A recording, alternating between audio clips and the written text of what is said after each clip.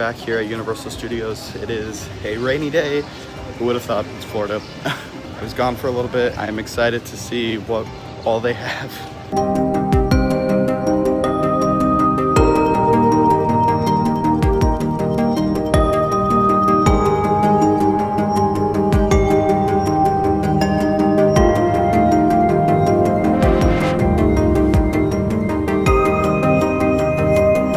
We are now back inside of the parks, and we have two new scare zones announcement. Now, the first one, the Origins of Horror, is rumored to be in this area, the front, the opening where you first walk into the park.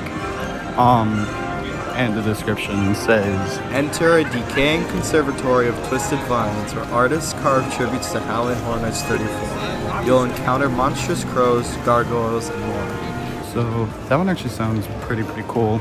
I'm excited to see how that one will look.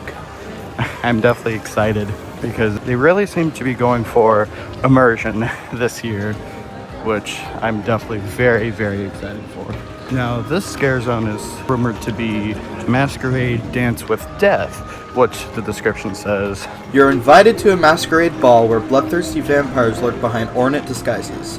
When their masks fall, you'll become their prey. which this one also sounds to be very cool. I'm excited to see what these streets will end up looking like once they start adding more props and stuff and all sorts of cool things.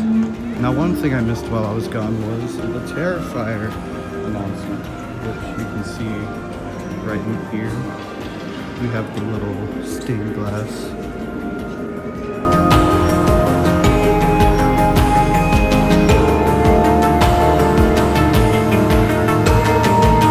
Here we go. This truss now has lights on it, which is interesting.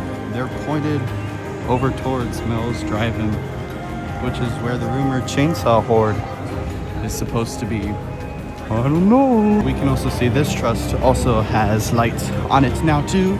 Usually there's food and whatnot over there. Here we are back with the TV holders without the TVs in them. Yeah, this was like that last year, and it took a bit before we got the TVs, but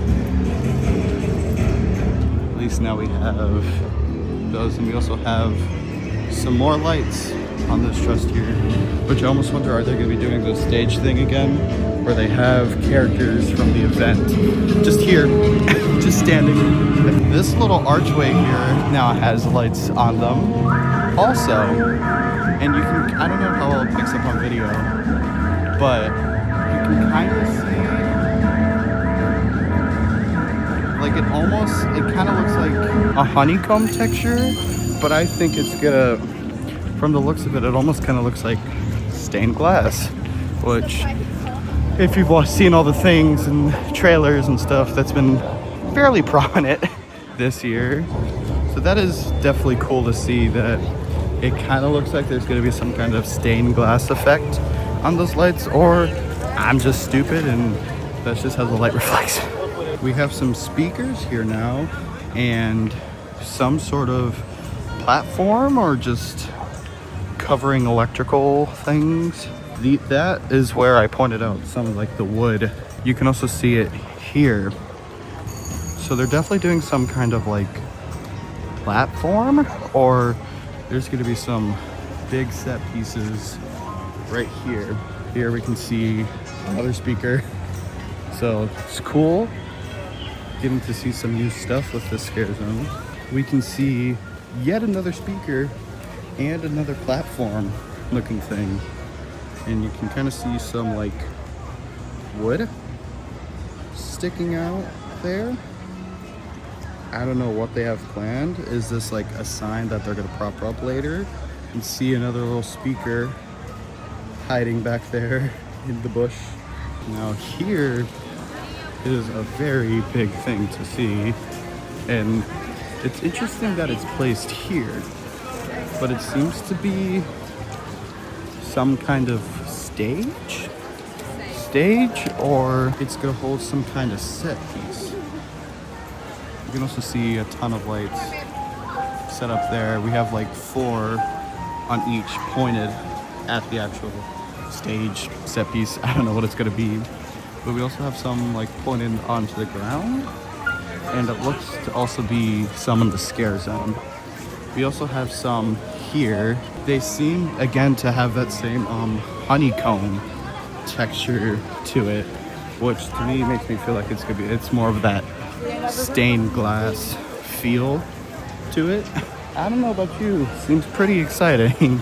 I think they mentioned it in the Spooky Empire panel that they're really going for immersion this year, and from really the looks of it, they seem to be doing that fairly well with all these lights in places that like isn't necessarily even a part of a scare zone. But I'm very curious to see what they're gonna do. They have completely taken apart this part of the bridge here, and they have some kind of like ladder looking thing. And yeah, they're starting to add some what looks to be wood panels to it. But yeah, they've completely taken apart this bridge. Maybe soon we'll get some signage or TVs or whatever they're gonna add. There seems to be more kind of like lights added up there. You can also kind of hear some kind of machine going on in there. So they're obviously doing some work in there down low where we can't see. Nothing too new with this scare zone except for the fact that there is a light up there now pointed into the scare zone here. They also seem to have like mesh netting up here, but that could have easily have been for the food booths that took up these places, and they've now removed those. Nothing too new seems to be here in the New York scare zone. Oh, never mind. We have a ton of walls set up here, blocking out like, what's it called? This Central Park. Close enough. So that's interesting to see. I just wonder if they're just remodeling. Is this somehow related to Rip Red Rocket? Is this related to Halloween Horror Nights? These are all questions that I do not have answers to. Nothing really new here, but I do notice some of the lights up there.